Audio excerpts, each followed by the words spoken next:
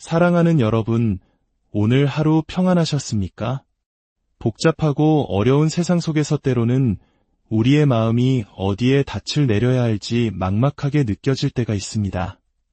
폭풍우가 몰아치는 바다 한가운데에 떠있는 작은 배처럼 우리의 삶도 예측할 수 없는 문제들로 흔들리곤 합니다. 바로 이러한 순간 우리에게는 절실하게 붙잡을 무언가가 필요합니다.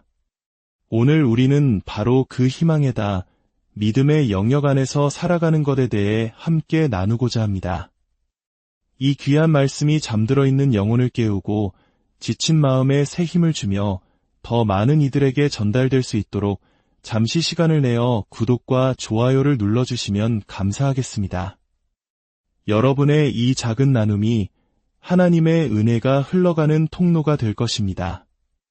여러분의 삶에 하나님의 풍성한 축복이 함께하기를 기도합니다. 성경은 우리의 복되신 주님에 대해 이렇게 기록하고 있습니다.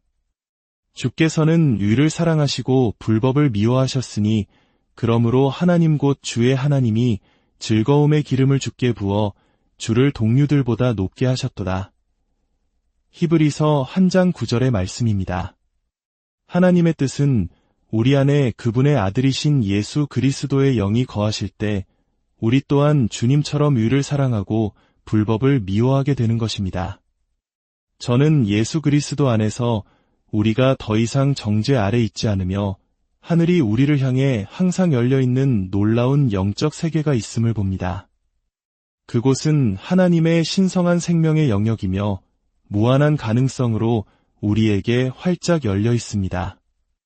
그곳에는 한계 없는 능력이 있고 상상할 수 없는 자원이 있으며 악마의 모든 권세를 이기는 완전하고 결정적인 승리가 있습니다.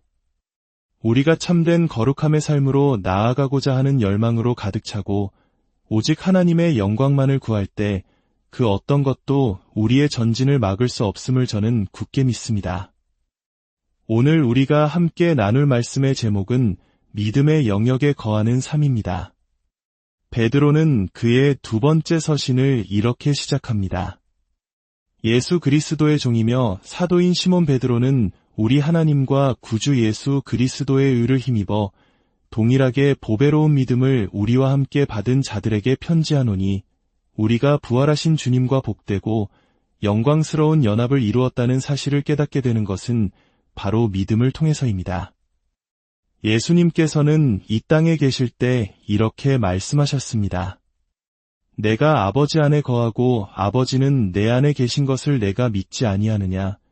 그리고 내 안에 거하시는 아버지께서 그의 일을 하시는 것이라. 요한복음 14장의 말씀입니다. 그리고 주님은 단지 제자들만을 위해 기도하신 것이 아니라 그들의 말을 통해 주님을 믿게 될 우리 모두를 위해 기도하셨습니다.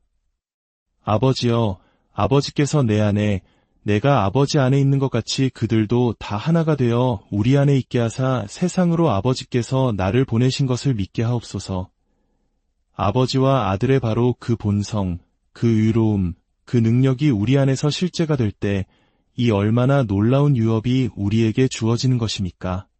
이것이 바로 하나님의 목적이며 우리가 믿음으로 그분의 목적을 붙들 때 우리 안에 계신 이가 세상에 있는 자보다 크시다는 사실을 늘 의식하며 살아가게 될 것입니다. 성경의 모든 말씀은 우리를 이 놀랍고 복된 믿음의 경지로 이끌기 위해 존재합니다. 그곳에서 우리는 하나님의 생명과 능력이 우리를 통해 나타나는 것을 끊임없이 경험하게 됩니다. 베드로는 계속해서 이 보배로운 믿음을 가진 자들에게 이렇게 말합니다. 하나님과 우리 주 예수를 암으로 은혜와 평강이 너희에게 더욱 많을지어다. 이 은혜와 평강이 배가 되는 경험은 오직 우리가 믿음의 영역 안에 거할 때에만 가능합니다. 믿음의 조상 아브라함은 하나님을 믿었다는 단 한 가지 이유로 하나님의 벗이라는 놀라운 칭호를 얻었습니다. 그는 하나님을 믿었고 하나님은 그것을 그의 의로 여기셨습니다. 그가 의롭다 칭함을 받은 것은 다른 어떤 행위도 아닌 오직 하나님을 믿었기 때문입니다. 그렇다면 이 놀라운 축복은 다른 사람에게도 해당될까요? 물론입니다. 이 세상의 모든 사람, 믿음으로 구원받는 모든 사람은 신실한 아브라함과 함께 복을 받습니다. 그가 하나님을 믿었을 때 그에게 임한 약속은 그로 말미암아 땅의 모든 족속이 복을 얻으리라는 것이었습니다.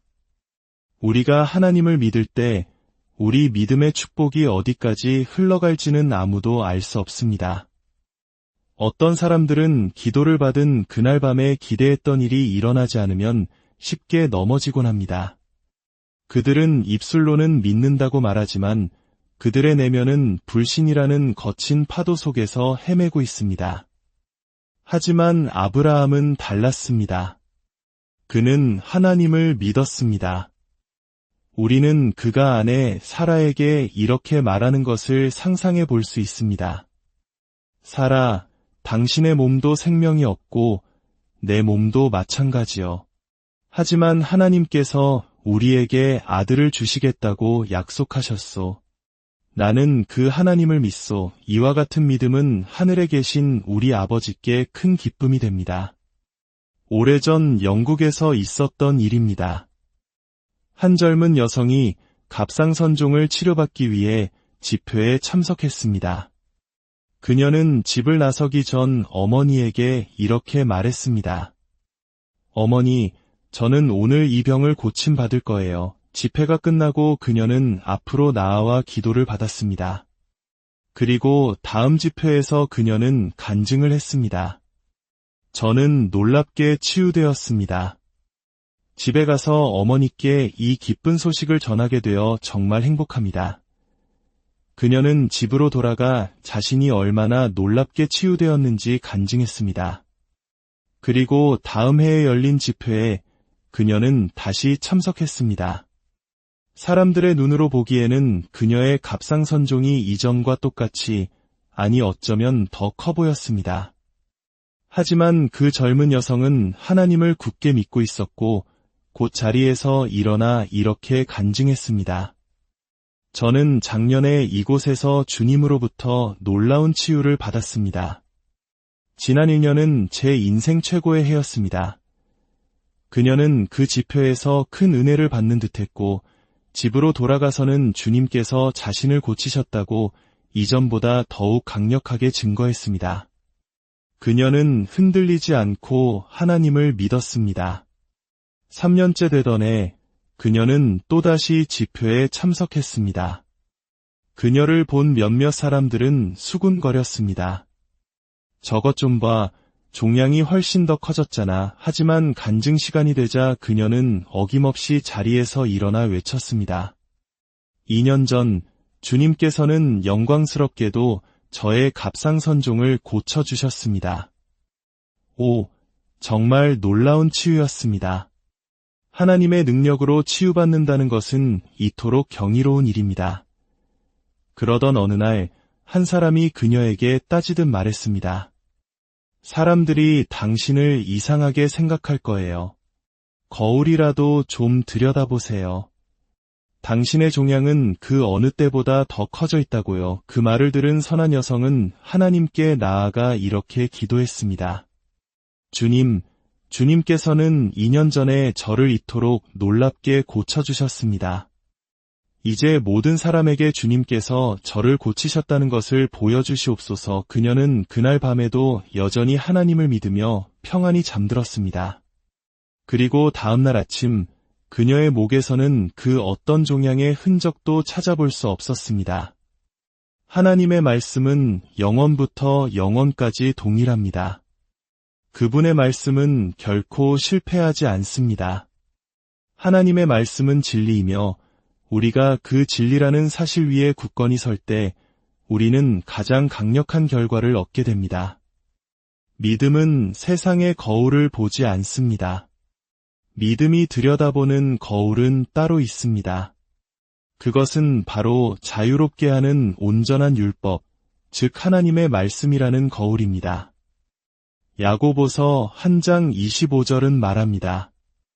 자유롭게 하는 온전한 율법을 들여다보고 있는 자는 듣고 잊어버리는 자가 아니여 실천하는 자니 이 사람은 그 행하는 일에 복을 받으리라. 하나님의 이 온전한 율법을 들여다보는 자에게는 모든 어둠이 사라지고 그리스도 안에서 자신의 완전함을 보게 됩니다.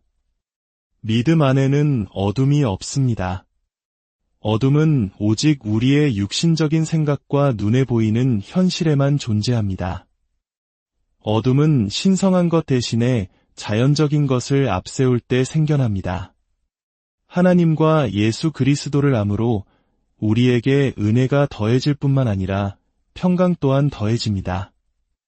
우리가 하나님과 그분이 보내신 예수 그리스도를 진정으로 알게 될 때 설령 우리가 느부갓네살 왕이 만든 것보다 만 배나 더 뜨거운 풀무불 속에 던져진다 할지라도 우리에게는 평강이 넘쳐날 것입니다. 사자굴에 던져진다 해도 그 평강은 배가 될 것이며 우리는 그 모든 상황 속에서 기쁨으로 살아갈 것입니다. 다니엘이 사자굴에 던져졌던 그 밤, 다니엘과 왕의 차이점은 무엇이었을까요? 다니엘은 하나님을 알았고 왕은 그저 상황을 지켜볼 뿐이었습니다. 다음 날 아침 왕이 와서 물었습니다. 살아계시는 하나님의 종 다니엘아, 내가 항상 섬기는 내 하나님이 사자들에게서 능히 너를 구원하셨느냐? 다니엘이 대답했습니다. 나의 하나님이 이미 그의 천사를 보내어 사자들의 입을 봉하셨으므로 일은 이미 이루어졌습니다. 언제 이루어졌을까요? 바로 다니엘이 하늘을 향해 창문을 열고 기도했을 때 이미 승리는 결정된 것이었습니다. 우리의 모든 승리는 싸움터에 들어가기 전에 이미 결정됩니다. 기도는 우리를 사랑의 하나님, 풍성하신 하나님, 모든 것을 넘치게 하시는 하나님께 단단히 붙들어 메어줍니다. 저는 그분을 사랑합니다. 그분은 너무나 경이로운 분이십니다. 베드로후서 한 장의 첫 두 구절을 읽어보면 은혜와 평강은 하나님을 암으로 더해지지만 우리의 믿음은 먼저 하나님의 의를 통해 온다는 것을 알 수 있습니다. 의가 먼저이고 암은 그 다음입니다. 이 순서는 바뀔 수 없습니다. 만약 여러분이 거룩함을 떠나서 하나님의 어떤 계시를 기대한다면 여러분은 단지 혼합된 것을 얻게 될 뿐입니다.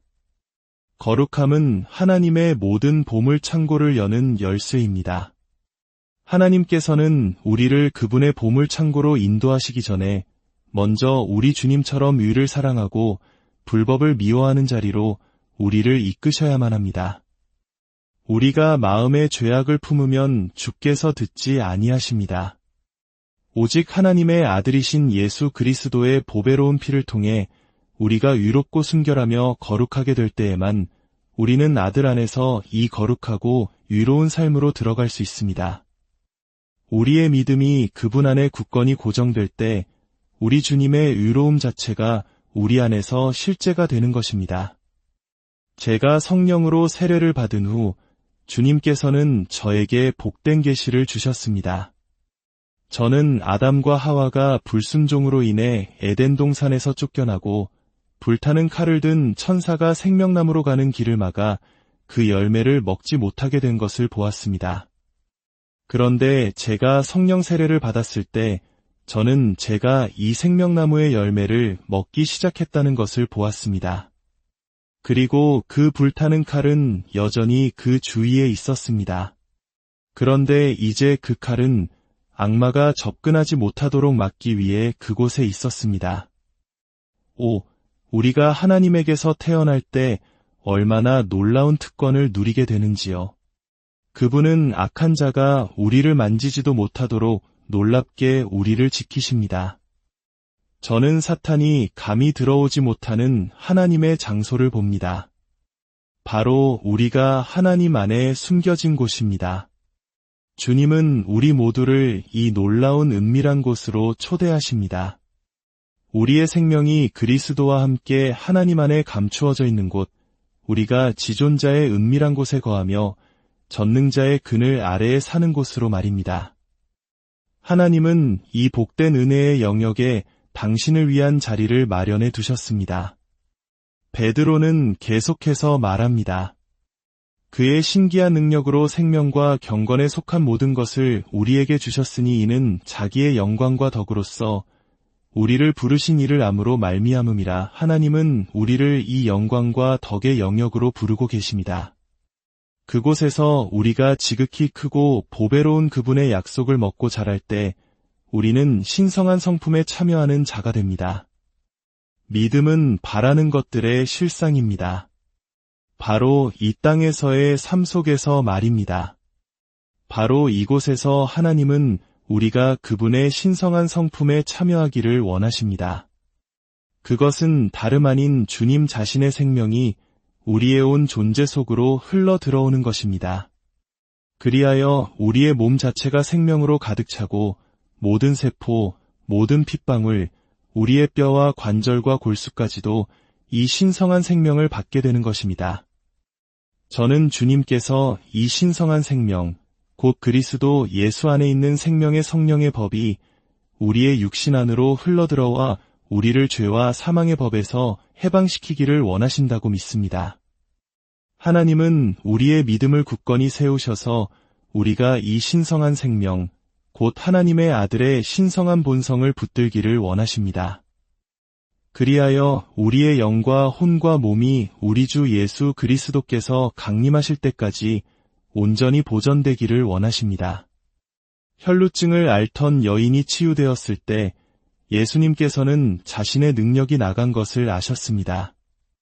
그 여인의 믿음이 주님의 능력을 붙들었고 그 능력이 즉시 전달되자 여인의 존재는 생명으로 가득 찼으며 그녀의 연약함은 떠나갔습니다. 이 능력의 전달은 당신에게 필요한 모든 것을 만들어냅니다.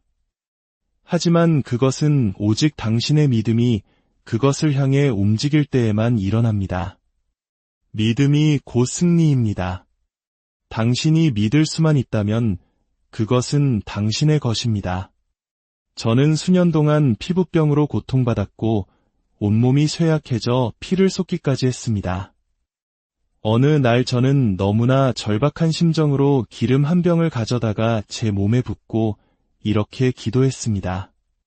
주님, 원하시는 대로 속히 행하여 주시옵소서. 바로 그 순간 저는 치유되었습니다.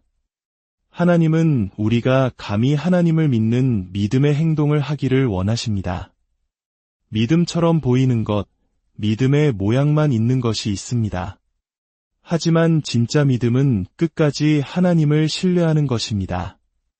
사가랴와 마리아의 차이는 무엇이었을까요? 천사가 사가랴에게 와서 내 아내 엘리사벳이 내게 아들을 낳아 주리니 라고 말했습니다. 사가랴는 성소 안에 있었지만 나는 늙고 아내도 나이가 많으니이다라며 이 메시지를 의심하기 시작했습니다. 가브리엘 천사는 그의 불신을 꾸짖으며 말했습니다. 이 일이 되는 날까지 내가 말을 못하게 되리니 이는 내가 내 말을 믿지 아니함이거니와. 하지만 천사가 마리아에게 왔을 때의 대조를 보십시오. 그녀는 말했습니다. 주의 여종이오니 말씀대로 내게 이루어지이다. 그리고 엘리사벳은 마리아를 이렇게 맞이했습니다. 주께서 하신 말씀이 반드시 이루어지리라고 믿은 그 여자에게 복이 있도다. 하나님은 우리가 바로 이와 같은 방식으로 그분의 말씀을 붙들기를 원하십니다. 그분은 우리가 주님께서 약속하셨습니다. 이제 그대로 이루어 주시옵소서 라고 선포하며 담대한 믿음으로 나아오기를 원하십니다. 하나님은 우리가 그분의 말씀을 붙들고 늘어지는 믿음을 보일 때 기뻐하십니다. 우리가 그 자리에 이를 수 있을까요? 주님은 우리를 이 영광과 덕으로 부르셨습니다. 우리의 믿음이 그분을 붙들 때 우리는 그것이 나타나는 것을 보게 될 것입니다. 저는 어느 날 야외 집회를 열고 있었습니다. 제 삼촌이 그곳에 와서 말했습니다. 메리 숙모가 돌아가시기 전에 너를 보고 싶어 하신다. 제가 갔을 때 숙모는 분명히 임종을 앞두고 계셨습니다. 저는 말했습니다. 주님, 무언가 하실 수 없으신가요? 제가 한 일은 이것뿐이었습니다. 저는 손을 뻗어 그분 위에 얹었습니다. 그러자 즉시 주님의 영광과 능력이 부어지는 것 같았습니다. 메리 숙모는 외쳤습니다. 느껴져. 온몸으로 퍼지고 있어. 그리고 그날 그녀는 온전히 건강해졌습니다. 또 다른 날, 제가 설교하고 있을 때 한 남자가 붕대로 온몸을 감싼 소년을 데려왔습니다. 소년은 다리에 보조기를 차고 있어 걷는 것이 불가능했고 단상으로 데려오는 것조차 어려웠습니다. 사람들은 아이를 6자리나 건네서 옮겨야 했습니다. 그러나 주님의 치유하는 능력이 그곳에 임재하셨고 제가 아이에게 손을 얹자 그 능력이 아이에게로 들어갔습니다. 아이는 외쳤습니다. 아빠, 능력이 온몸으로 퍼져요. 사람들은 모든 붕대와 의료 장비를 제거했고 아이에게는 더 이상 아무런 문제가 없음을 발견했습니다. 주님은 우리가 그분의 말씀이 살아 움직이는 편지가 되기를 원하십니다. 예수님은 말씀이시며 우리 안에 있는 능력이십니다. 그분 자신의 기쁘신 뜻을 우리 안에서 그리고 우리를 통해 이루시는 것이 그분의 소원입니다. 우리는 그분이 우리 안에 계시다는 것을 믿어야 합니다. 우리가 감히 하나님 안에서 행동하고 살아계신 그리스도의 놀라운 능력이 그의 이름으로 병든 자에게 손을 얹을 때 우리를 통해 나타날 것을 감히 믿는다면 우리에게는 무한한 가능성이 열립니다. 지극히 크고 보배로운 말씀의 약속들이 우리에게 주어진 것은 우리가 신성한 성품에 참여하는 자가 되게 하기 위함입니다. 저는 우리가 이러한 것들을 알면서도 하나님을 위해 더 위대한 일들을 행하지 않기 때문에 성령께서 우리로 인해 슬퍼하신다고 느낍니다. 성령께서 우리에게 활짝 열린 기회의 문들을 보여주시지 않습니까? 우리는 하나님께서 우리를 더 위대한 일들로 이끌어 가시도록 자신을 내어드리지 않겠습니까? 그분의 능력이 더 위대하게 나타나도록 우리를 이끌어 가실 하나님을 믿지 않겠습니까? 우리를 향한 그분의 부르심은 뒤에 있는 것들은 잊어버리고 앞에 있는 것들을 향해 나아가며 그리스도 예수 안에서 하나님이 위해서 부르신 부름의 상을 위하여 달려가는 것입니다. 사랑하는 여러분, 이것이 바로 믿음의 영역 안에서 살아가는 삶입니다. 오늘 이 말씀을 통해 여러분의 마음에 새로운 믿음의 불꽃이 타오르기를 소망합니다. 눈에 보이는 현실의 벽 앞에서 좌절하지 마십시오. 세상의 거울이 보여주는 연약한 모습에 낙심하지 마십시오. 우리에게는 더 크고 확실한 현실, 바로 하나님의 약속의 말씀이라는 거울이 있습니다. 그 거울을 통해 그리스도 안에서 이미 완전해진 여러분의 모습을 바라보십시오. 기도로 승리를 먼저 쟁취하십시오. 그리고 거룩함으로 나아가 하나님의 모든 보물을 상속받으십시오. 하나님 아버지, 오늘 우리에게 믿음의 영역이라는 놀라운 세계를 보여주시니 감사합니다. 우리의 연약한 믿음을 붙들어 주시고 아브라함처럼, 다니엘처럼, 수많은 믿음의 선진들처럼 흔들리지 않는 믿음의 사람이 되게 하여 주시옵소서. 우리 삶의 모든 영역에서 주님의 신성한 생명과 능력이 나타나게 하시고 우리를 통해 주님의 영광이 드러나게 하여 주시옵소서. 이 말씀을 듣는 모든 심령 위에 하늘의 평강과 은혜를 부어주시옵소서. 우리 주 예수 그리스도의 이름으로